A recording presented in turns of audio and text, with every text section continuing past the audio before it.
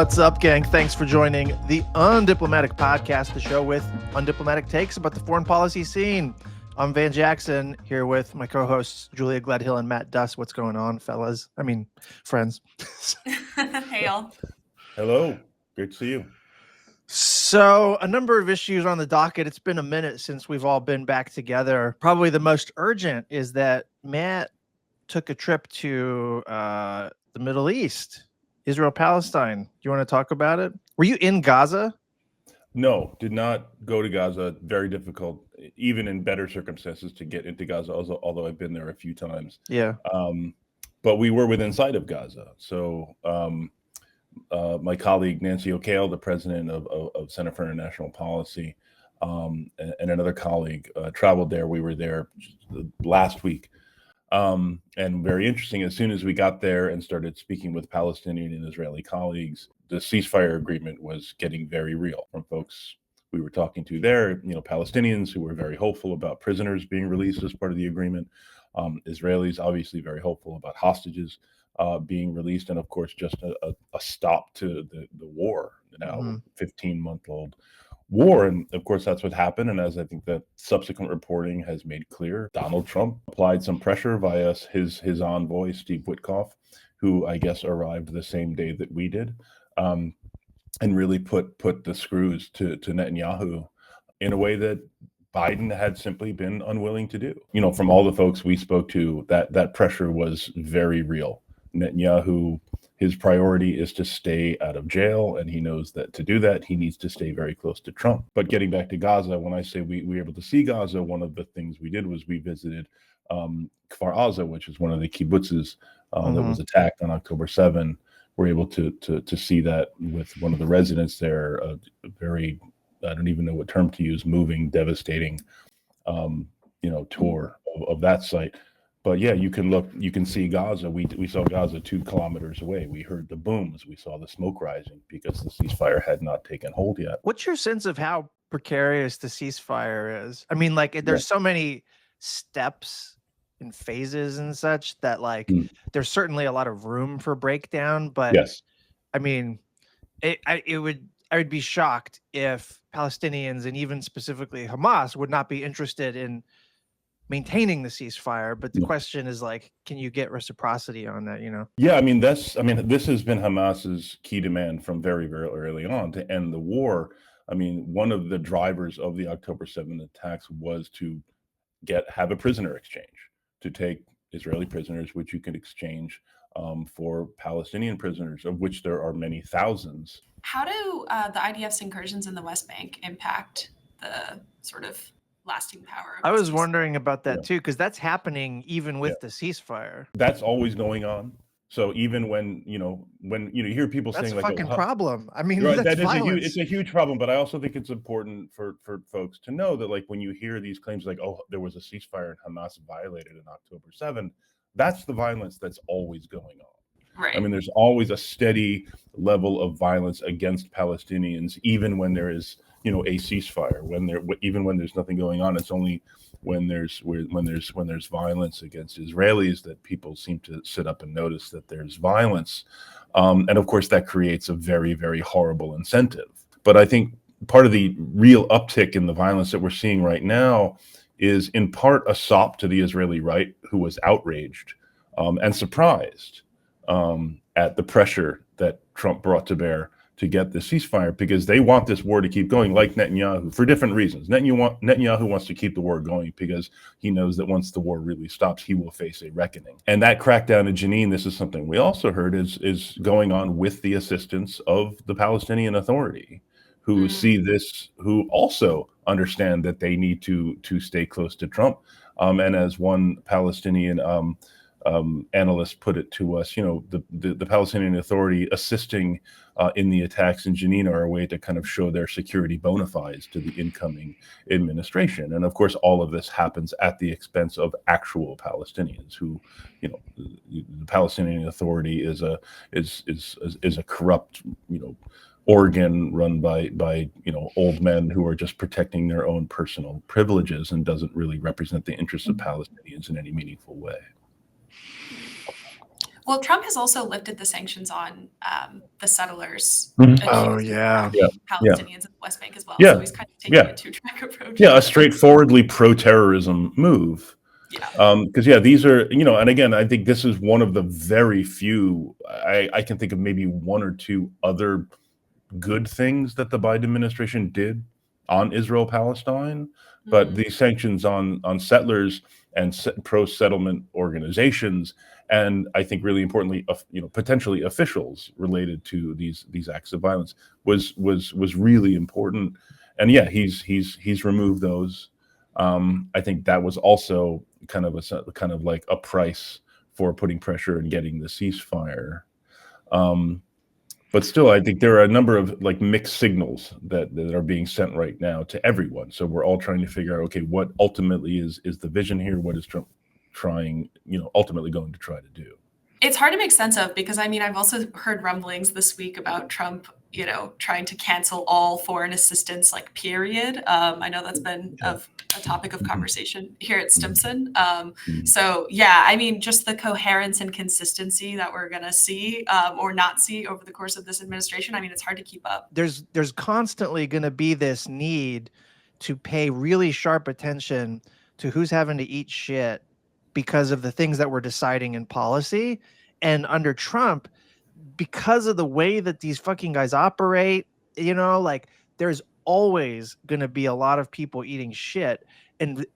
But there might also be these like glimmers of positive narrative that they're going to foreground. Trump's smoldering shit inauguration speech was directing violence all over the place, including within American borders, especially within American borders. Right. And yet in the same speech, he was like holding out this, I want to be known as the peacemaker, without any evidence for it within the speech itself, contrary to the speech itself. And yet, do we want him to, we want him to appeal to his own peacemaker instincts, and so we don't want to repudiate him desiring that label, but we want him to earn the label. Yes. And when he's doing things that are contrary to the label, that's what we have to watch out for. I think in Trump 1.0, we got caught up in these things where sometimes Trump would try to show himself to be the peacemaker, and then we would either condemn peace because it was associated with Trump, or we would do the opposite, which is to cheer him as the peacemaker, even though there was a bunch of subsurface violence that was being propagated. And it's like both of those are not good, Yeah. No, I agree. We need to pay attention to the substance, but I will say, as he is sending some really interesting signals right now. One of those, I don't know if either of you have seen the Iran, exactly, but also, look at the speech that newly installed Secretary of State Marco Rubio gave this morning at the State Department, where he said, "We want to make world peace." Now, that's just a speech. But this is Marco Rubio, one of the most hardline neoconservative hawks in the U.S. Senate.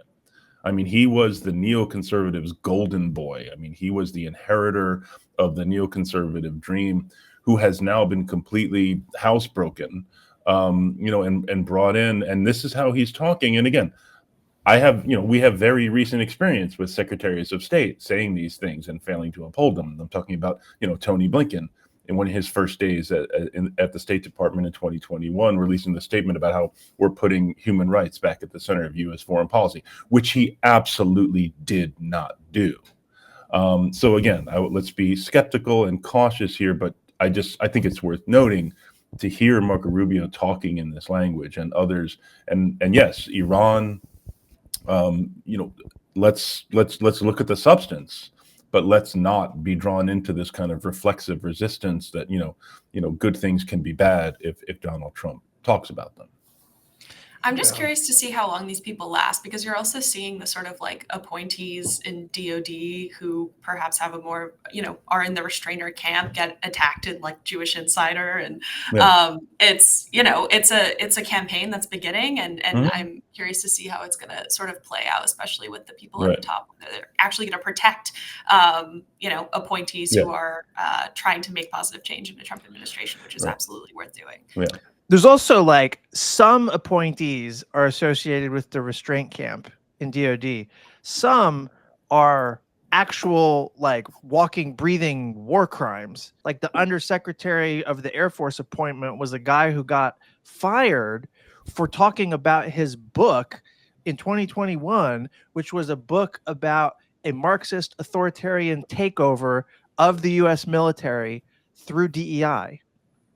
And that's so much hot nonsense that like I want to like the meme where you're just like, oh my god, hands on your face, like what the fuck, and like, but that's such a joke. It's a joke upon joke upon joke.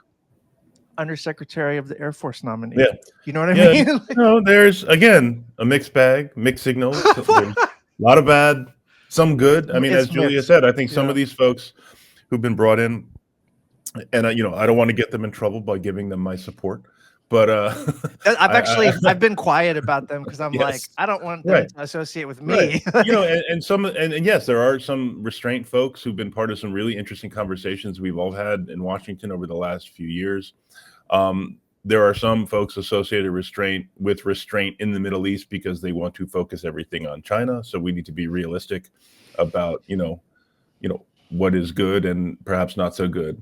About all of this. I think the way I'm going to try to handle this is just like centering who's being like being sensitive to who's being harmed. Like, what are the opportunity costs? What's the stuff that we're not narrating? You know? Yeah, and I want to be clear. I'm not, cheering. I'm just. No. I wasn't implying that. Yeah, no. I appreciate it. I mean, I'm just saying that it seems there's a bit more complex signaling going on here than I was prepared for, and I think it's worth acknowledging. Well, I'm trying to look for landscape, yeah, and it's like you have to look for opportunities and silver linings. Otherwise, this job is, it's not sustainable emotionally, mentally, and otherwise. I don't know if you guys caught the Hegseth hearing last week, but some of the DEI stuff, you really just have to laugh. I skimmed Hegseth's book in an effort to make a good faith effort to look for opportunities for positive change. One of them actually was that he wrote that there should be a 10-year ban on generals going to the defense industry after military service. Of course, that came up in the hearing. I forget who asked him about it. And somebody, asked him to commit if he would, refrain from going to the defense industry after potentially serving as Secretary of Defense. And he said, well, I'm not a general, am I? Which is so funny. And of course, he has an entire chapter dedicated to DEI. And so it sucked up a lot of time in his hearing. But it was a little frustrating from my perspective for people to ask the same question about women in combat roles over and over again, 7 times. It was such a waste of time. When in fact, the sexual assault allegations were kind of brushed over in the beginning and then hammered in a little bit more in the second half of the hearing, thankfully. But his response every time was, I'm not a perfect man, but I'm capable of redemption, which is like the Christian fundamentalist, whatever he is. It was very Brett Kavanaugh, the whole white man denialism. Right. No, and I was just for that reason, I was joking the other day, imagine the meltdown that Lindsey Graham is going to have to get him over the finish line. Remembering back that complete weepy meltdown that he had at the Kavanaugh hearing, which was just oh my God, this theater kid. But are we going to have to see that again? But I don't know. As of right now, it looks like he's just going to get through. My last thing about the Hegseth hearing that I have to mention is when Tammy Duckworth asked him to name all the countries in ASEAN, and he didn't get a single one right. I ended up writing about that. I think it was on my mind for a while because I'm like, this is fucked. It's in the name. I mean, it's in the name. It was so good. There were a lot of funny bits about that hearing that, we can at least hold on to those nuggets. Yeah. When I'm doing the live streams, I'm trying to do less news and more clip watch. So stuff like that is the Michael Jackson eating popcorn kind of meme. That's the second time I've referenced memes as opposed to just describing things, which is frightening. But yeah, on the Hegseth thing, I'm on a couple national security listservs like where it's national security bros up and down, and they share morbid, hawkish, bizarro, warmongery shit, and with the best of intentions. And so like I don't engage. It's just like I'm on these lists from like a previous life, you know? And so as far as I know, they don't know I'm even on there. And although I'm outing myself, I guess. But there was a bunch of women on these things who are like national security bro women, and they are freaking the fuck out about the anti-DEI turn, the firing of the Coast Guard admiral, the appointment of Hegseth, like staffers afraid to be in the room with him, which when you're SecDef, that kind of situation comes up a lot. Like, and afraid for their jobs even. And like some of the national security bro reactions to their sharing of fears is like this is reductive, but it's like, well, if a woman is afraid of the climate, then maybe she shouldn't have a security clearance. And it's like, oh my God, dude, we're fucked. But it's also like, girl, you didn't see that coming? I don't understand. This is the thing though, like I haven't fully thought this out, but like the national security space does not actually lend itself to representational equality in the way that we have tried to achieve it the past decade or so. And like, yes, you even on a good day, you end up with the rainbow bombs problem, you know, but like that is actually like a historical anomaly. And I think it was an anomaly, the rainbow bombs thing, like getting the rainbow part of that was a product of a unique historical moment where it was like neoliberal globalization requires, you know, racial and gender blindness. It requires activating women for the labor force and this kind of thing. And so like you have that dynamic, but it's a knuckle dragging culture. It's the violence industry, you know? Well, it's just very like white women feminism, right? That you're going to advance the like feminist project by increasing your proximity to power. And I have really mixed feelings about this because on the one hand, it's like Trump, I mean, I'm pretty sure he repealed the EO for equal opportunity employment. Correct me if I'm wrong, but I did see that headline. That concerns me, obviously. I think that that's a problem. And I do think that like we need some kind of like systemic approaches to increase diversity, especially at the highest levels of power and government. On the other hand, like I personally, in the way that I navigate my personal and professional life, like care much more about your values and principles and how well you live those out than I do about like who you are demographically. And part of that is because of these like, I don't want to name names, but like because of these like, wow, I'm really going to allude to it, but like national security women's like professional groups where, you know, the lady bros. Like lady bros. It's like you actually realize you don't have that much in common with these women, except for like maybe you both want to have policy careers. And that's not that compelling, right? So it's kind of like the same thing around like, you know, it's not about like the rich versus the poor. It's about like capital versus workers' rights and empowerment and like the ability to live a life of dignity. And it's the same thing in my mind with like representation. Like I want substantive representation, not superficial representation. Right. Well said. And I think this, I agree that, very well said. And I think, especially on the left, it's worth having a discussion and a debate around the effectiveness of DEI. What does it mean? I mean, the idea of bringing in unrepresented voices, not just because they deserve to be represented, but because that diversity will enrich the conversation and lead to better policy. But, understanding the way when you codify that principle, which is what DEI is, it very quickly becomes a box checking exercise. And this is the debate we're having right now about identity politics, and I think a very misleading and frankly stupid debate around woke culture. What is it? What isn't it?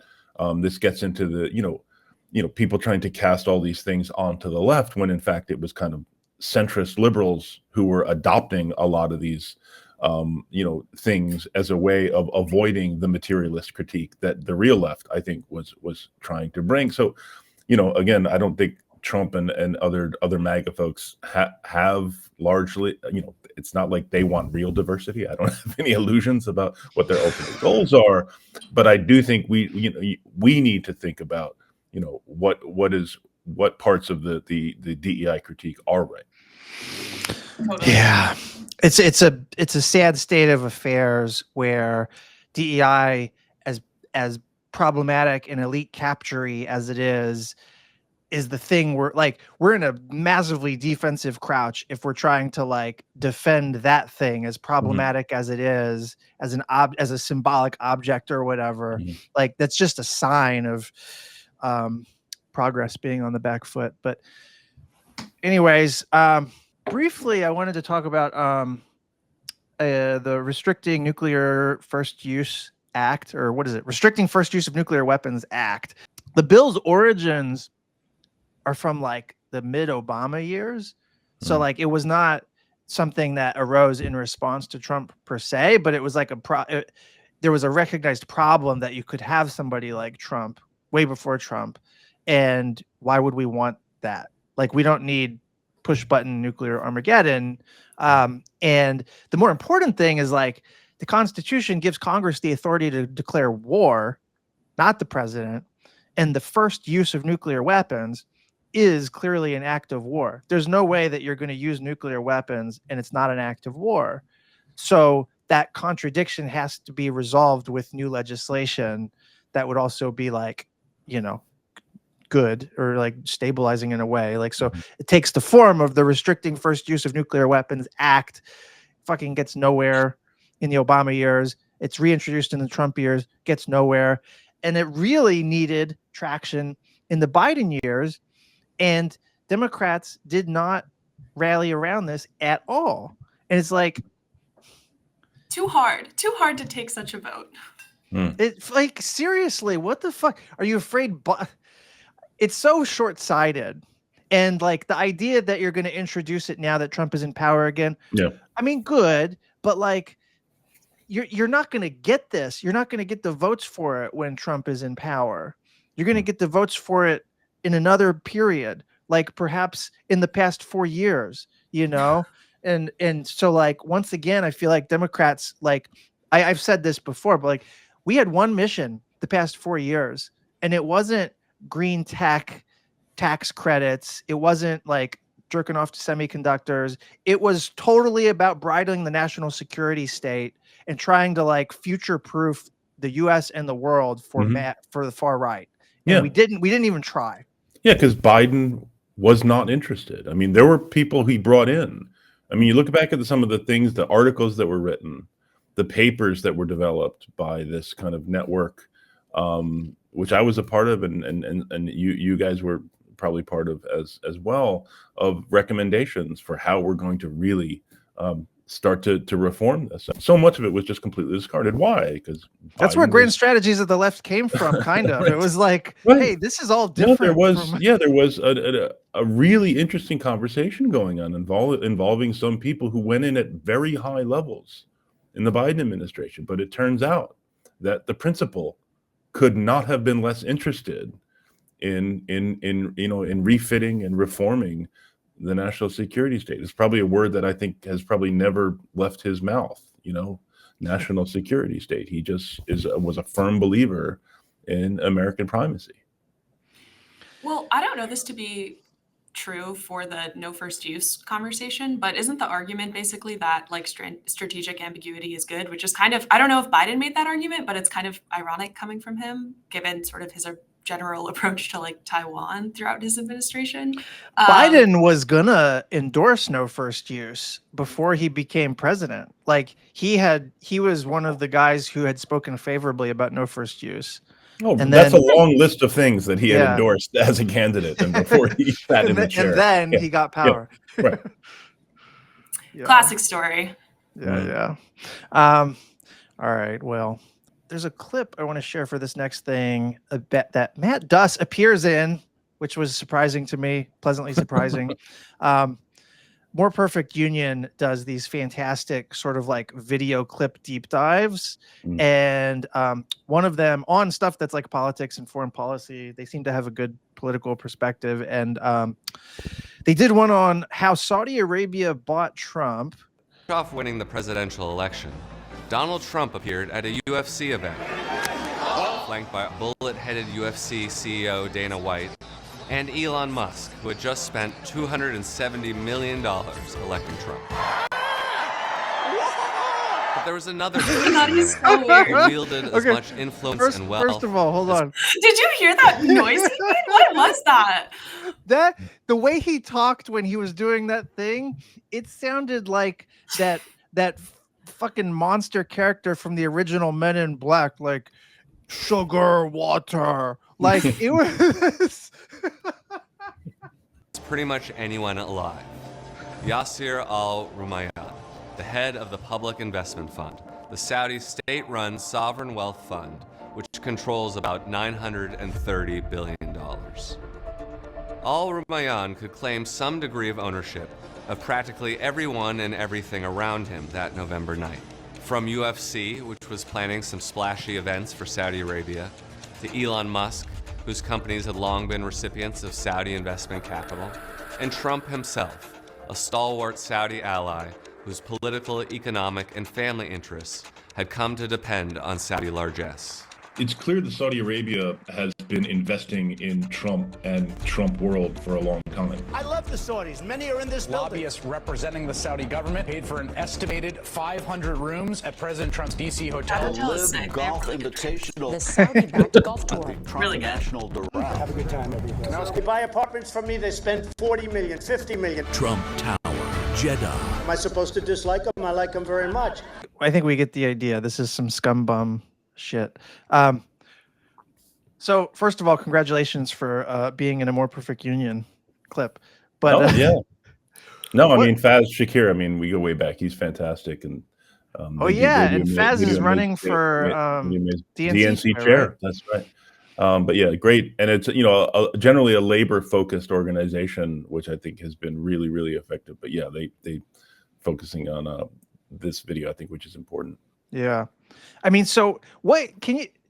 I don't know. There's other parts in that video where you appear later, but like, what is the Saudi Trump connection here aside from like just tons of money going one way? Like, what's the Saudis getting out of this? How is this actually affecting U.S. policy? They're using their massive oil wealth, to gain influence, to gain political cover, to kind of what's called, sports wash their image, a repressive, undemocratic regime, just to kind of promote the image of a more modern Saudi Arabia. And again, I don't want to pretend it's all show. I think that Mohammed bin Salman, the crown prince, has instituted a number of reforms, allowing women to drive, stuff that shouldn't be really news here in the 21st century, but is.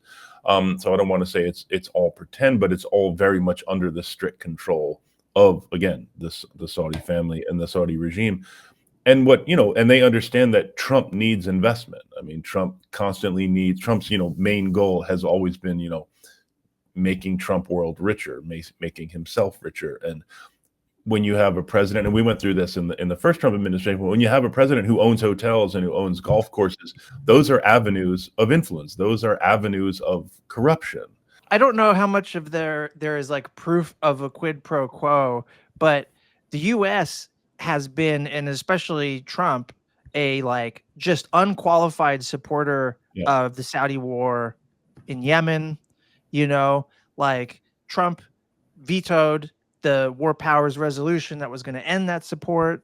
Trump, he abandoned the nuclear deal, which with Iran, which, Saudi Arabia, like the preferences that like Trump enacts are the preferences of Saudi Arabia. But I don't know how much of it is like, is there any evidence of, Well, I just had to Google this because I can't totally remember, but the House Oversight Committee in the fall published this big investigation on domestic emoluments and the Trump administration basically, directing federal funding toward the Trump International Hotel during his first administration.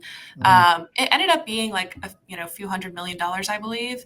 I don't quite remember if there was a Saudi connection specifically, but like, yes, there is. I mean, there is like hardcore evidence of this. Yeah. Thanks to Jamie Raskin and his staff. Yeah, and there was an effort in the Senate in the first Trump administration too. I think that Senator Blumenthal led on that issue of emoluments.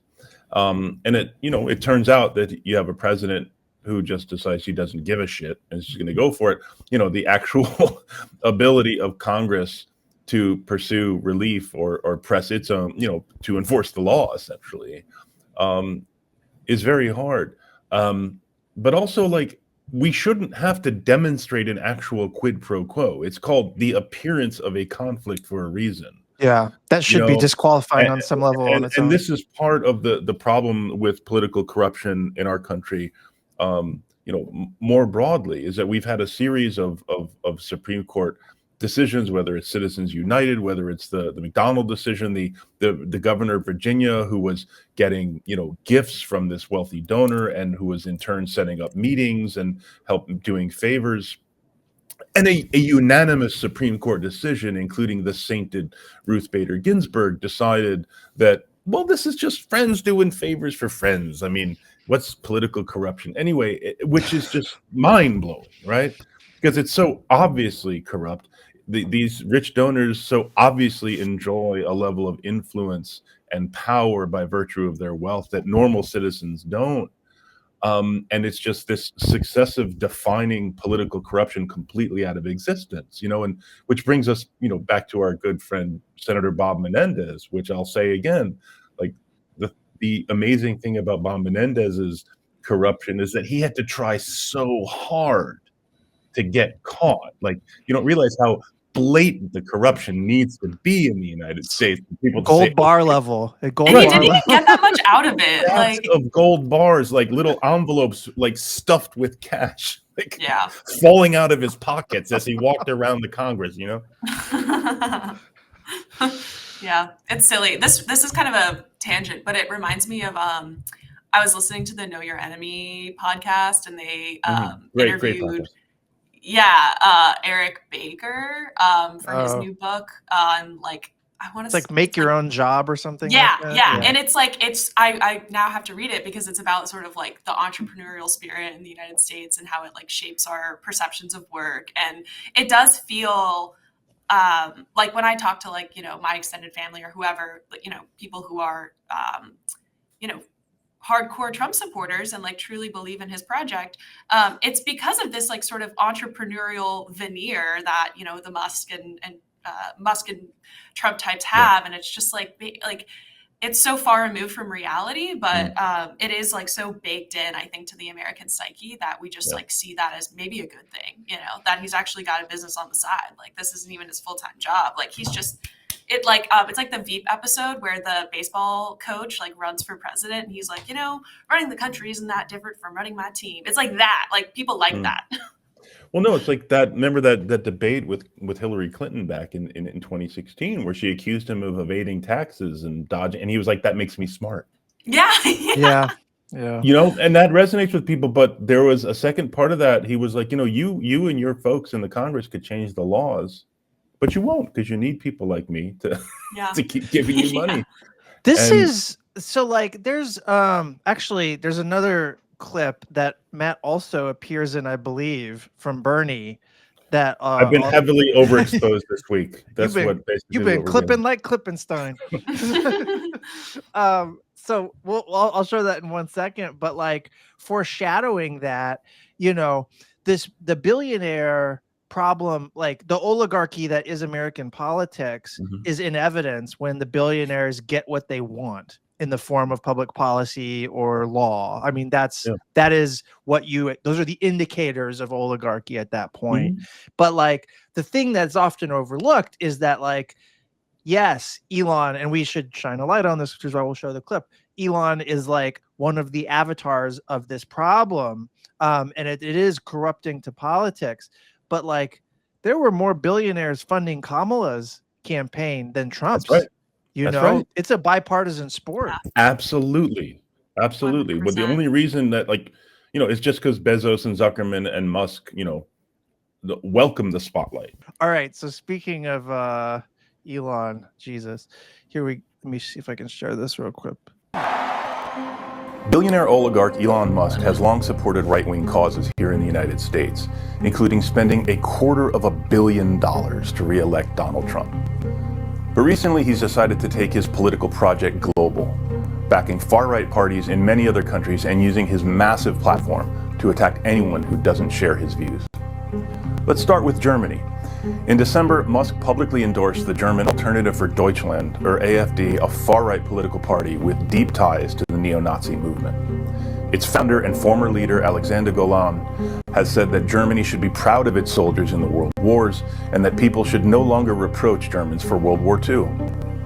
Another prominent AfD leader openly plays with Nazi themes, shouting at meetings, "Everything for Germany," a Nazi stormtrooper slogan banned in Germany. As recently as 2023, AfD members participated in a secret meeting in Potsdam that included neo-Nazis, where they discussed a mass deportation plan for, quote, non-assimilated Germans.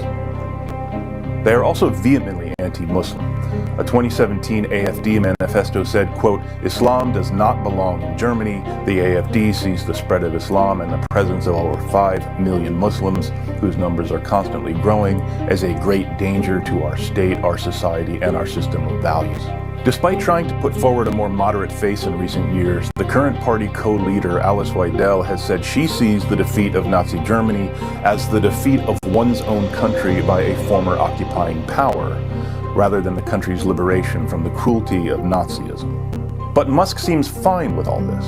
He has written that, quote, "only the AfD can save Germany," unquote. He has repeatedly praised the party and recently hosted a live stream with Weidel to boost the party's electoral chances. I watched that. And it's not just the German far right. Musk has regularly attacked UK Prime Minister Keir Starmer, most recently saying that Starmer was complicit in the rape of Britain and calling for him to face criminal charges, while calling another Labour minister a rape genocide apologist. Musk has also repeatedly called for the release of Tommy Robinson, a member of England's openly fascist British National Party who is serving time in prison after libeling a 15-year-old Syrian refugee who was violently assaulted at school. Musk was so angry about Robinson's imprisonment that he suggested on X that the US should liberate the Brits from their tyrannical government. But Musk hasn't stopped with Germany and Britain. He has also leveled personal insults at many other officials who don't share his far-right agenda. He called German Chancellor Olaf Scholz an incompetent fool, and Canadian Prime Minister Justin Trudeau an insufferable tool. He's tried to get Italian judges fired for their rulings on immigration laws and attacked the European Union for its efforts to regulate social media platforms. Obviously, Musk has a right to free speech, but that doesn't mean he should be able to use his enormous wealth, much of which was obtained from American taxpayers via tens of billions in US government contracts and clean energy credits, to promote far-right extremists and interfere in the domestic politics of our closest allies. And that doesn't mean there should not be consequences when these words incite violence. The truth is that Musk is a symptom of a deeper problem in our democracy, the corrosive power of extreme wealth in warping our politics and concentrating power in the hands of just a few people. Around the world, we're seeing super wealthy, well-connected oligarchs using their economic power to swing elections, direct mobs, stifle critics, and seize political power. That's what Musk is doing now, and it's one of the most significant threats to our democracy and democracies around the world. I just want to note That was intense. Yeah, no, I thought it came out well, but I do want to stipulate that I am not a defender of Keir Starmer, who is incredibly lame. Sorry. But also, but yeah, I mean, this is, I think what we were saying before, I mean, this is a problem that has deep roots, goes back years. It's just, it is now out front in such a big way that I hope people are taking more notice of it. And of course, Bernie's been talking about it for a very, very long time. Yeah, we had this very silly public debate. I remember some of the stuff on CNN and MSNBC about are American wealthy individuals like really oligarchs? I mean, is it okay to call them that? Yeah. Yes. Dude, there's studies about this. Yeah. I mean, like Yeah. this is, and it was even before it predates Trump. Like the studies that identify America as an oligarchy are from the Obama era. Yeah. So yeah. Totally. The thing I'm not sure about with Elon is like he has totally fascist preferences. I'm not even sure how much he even recognizes or acknowledges that himself. But there's like, I don't know how much he is just like, he literally has a Twitter brain.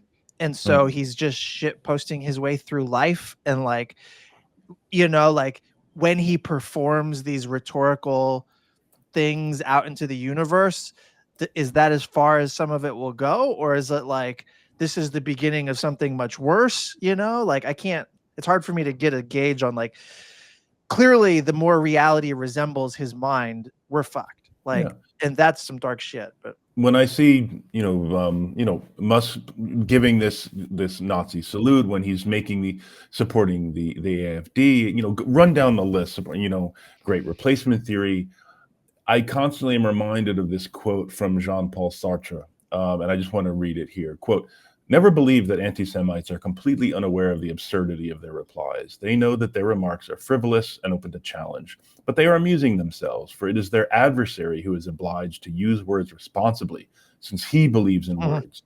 The anti-Semites have the right to play. They even like to play with discourse, for by giving ridiculous reasons, they discredit the seriousness of their interlocutors. They delight in acting in bad faith, since they seek not to persuade by sound argument, but to intimidate and disconcert. If you press them too closely, they will abruptly fall silent, loftily indicating by some phrase that the time for argument has passed." well played, Sartre.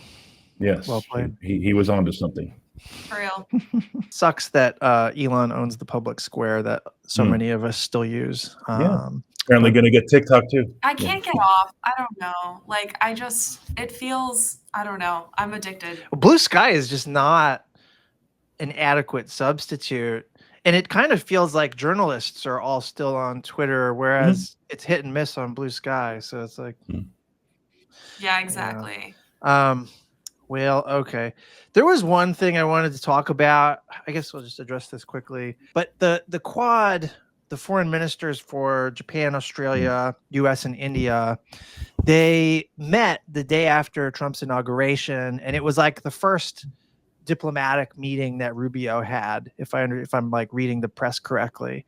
And the Quad came out originally, I think it was in the latter Obama years. It was an anti-China coalition that refused to acknowledge that that's what it was. So it was trying to hide behind this veneer of like, actually, we're doing like coordinating humanitarian assistance and like military exercises to deliver humanitarian aid and, freedom of the seas and whatever. They're always, and then in COVID, there's like, actually, this is a pandemic coalition. We're like swapping vaccines and shit. And it's like, they're always looking for that like fig leaf to put over what strategic analysts and scholars were openly acknowledging was an anti-China coalition. Like that's the whole point of it. And this thing that has always been kind of divorced from reality in the sense that like it's really popular among like the national security bros and the policy wonks, but if you're just like a normal human being, you don't give a shit. You never heard of it. What is this? They kind of exist in like an alternative universe that doesn't acknowledge political reality because they're always talking about like democratic values and that's the basis for their unity. And we're talking about India, like pogroms and Hindu fascism and shit, all of which, that rhetoric just corrodes democratic values. I mean, And so like and in the Trump years, it was especially fresh because they used to talk about like free and open Indo-Pacific. That was the big phrase. We're guided by this vision of a free and open Indo-Pacific. And it's like, America still got colonies in the Pacific. What are you talking about? And like America has a sphere of influence even separate from its colonies in the Pacific. And so it's like whatever you got going with South Korea, Australia, Japan, this whole section of the Pacific can't even govern itself. I mean, and you're making sure they can't. So like, what's so free Yeah. and open here? They're still saying that shit. So like the statement that the Rubio Quad issued still says that they have a quote shared commitment to strengthening a free and open Indo-Pacific where the rule of law, ha ha ha, democratic values, ha ha ha, and sovereignty for us only, and territorial integrity for us only are upheld and defended. Mm-hmm. They place so much stress, on the idea that we have strengthened alliances. I mean, constantly. This is one of their constant refrains. We have strengthened alliances. We have strengthened our partnerships. And okay, partnerships and alliances are good, but they are means to an end.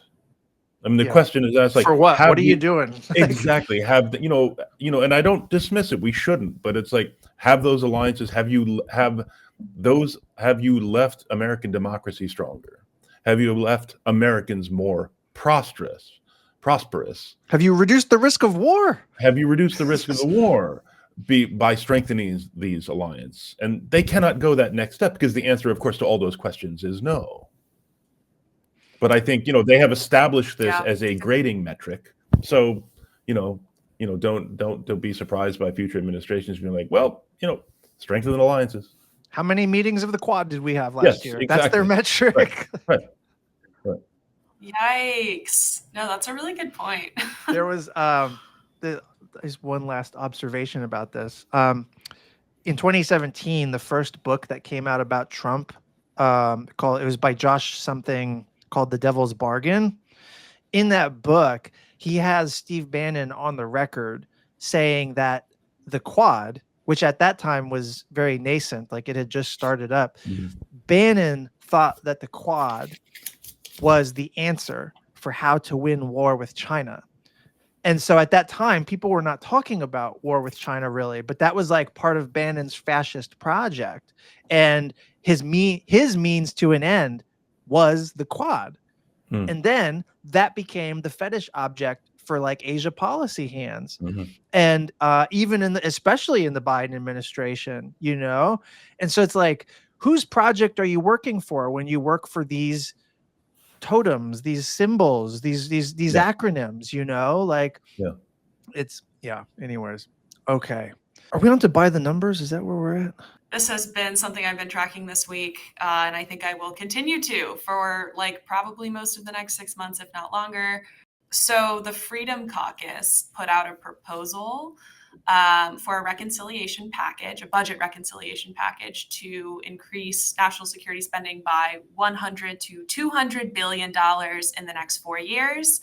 It's actually more like $300 billion if you include the $100 that they want to spend on border security, border control, ICE, the border wall, which is interesting that Trump is apparently returning to that failed effort and stupid effort.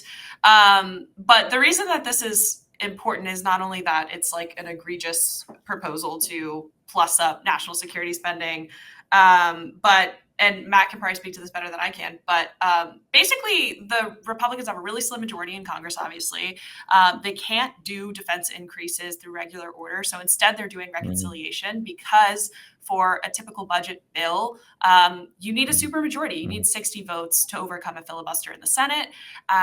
In the Senate, Republicans have a 53 to 47 majority. And so the reconciliation process basically lets you do all sorts of things that you wouldn't be able to do through regular order, which is pretty anti-democratic if you think about it.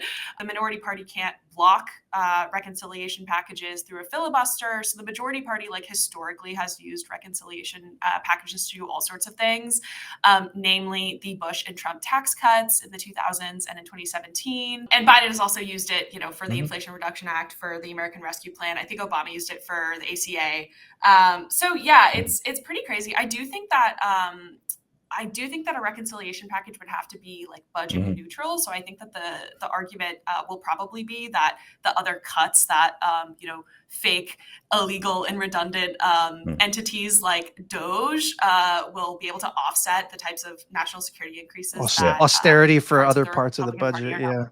Right. But it's all part of their quote unquote defense modernization plan to, again, verbatim quote, beat China.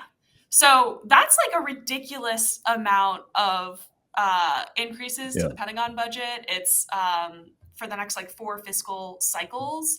And I think that like it's difficult still to get through just because it doesn't take that many defectors to kill a reconciliation package if you have like Murkowski and Collins vote no, plus, you know, Democrats. But yeah, so it's a pretty ridiculous proposal. There's a lot of it, you know, focus on the Freedom Caucus proposal on border control stuff. But yeah, that's just something I'm tracking because you sort of have disparate voices within the Republican Party right now about like, you know, fiscal stability and responsibility and also plussing up the national security budget, which is nothing new, to be clear. Like we hear this every year. Who constituted the freedom? Who constitutes the Freedom Caucus? Like, I had been under the misimpression that this was the libertarian section of the GOP, but this kind of spending is not remotely. No, now it's like the Matt Gaetz, you know, MAGA. It initially came out around the Tea Party. That's where it started, but it's now essentially just the hardest of the hardcore MAGA. Fucking great.